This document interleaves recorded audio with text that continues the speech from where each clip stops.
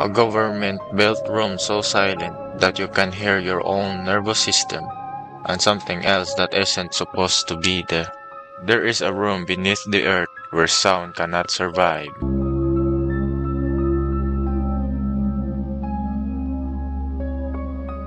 They called it an experiment in pure silence. They did not expect to hear something knock.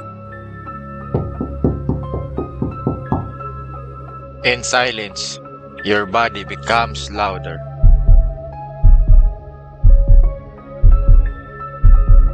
Then came a sound none of them could explain.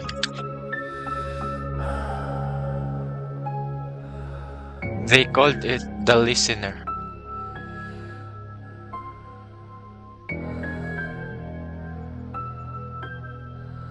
It only exists where no sound can protect you.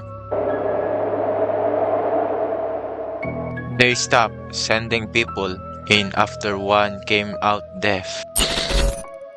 He said it whispered through his bones. If you ever find the quietest room, don't listen too closely.